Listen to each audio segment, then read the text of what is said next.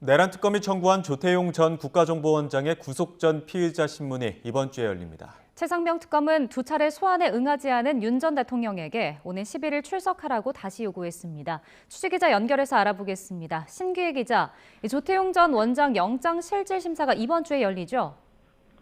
네, 앞서 내란 특검은 조태용 전 원장에게 국정원법 위반, 직무유기, 증거인멸 등 6개 혐의를 적용해 구속영장을 청구했는데요.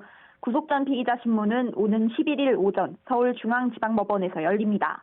조 전 원장은 윤 전 대통령의 위법한 계엄 선포를 사전에 알고도 국회에 보고하지 않고 홍장원 전 국정원 1차장에게서 계엄군이 이재명, 한동훈 당시 당대표들을 잡으러 다닌다는 보고를 받고도 무시하는 등 직무를 유기한 혐의를 받고 있습니다.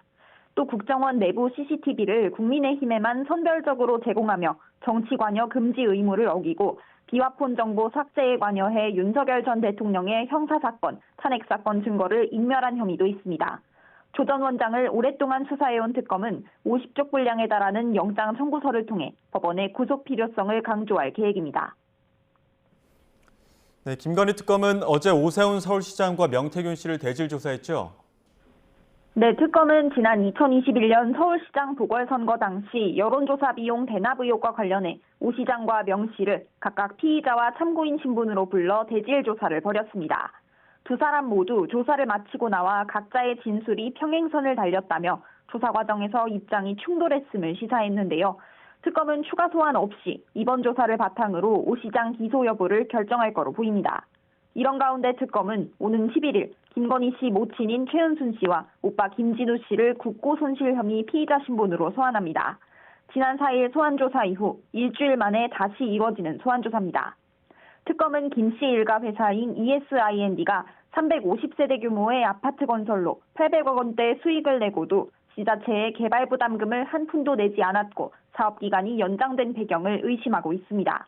김건희 씨 수사를 위해 압수수색 영장을 집행하는 과정에서 모자가 증거를 없앤 정황도 포착해 수사하고 있습니다. 네, 최상병 특검 수사 상황은 어떻습니까? 네, 특검은 어제까지 두 차례 소환 조사에 응하지 않은 윤석열 전 대통령에게 오는 11일 출석하라고 다시 요구했습니다.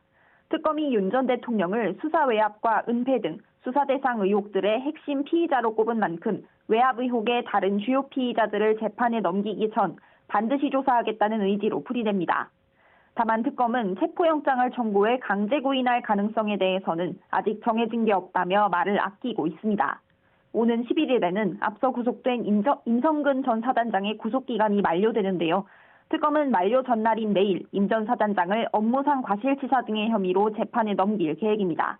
지금까지 사회부에서 YTN 신기혜입니다.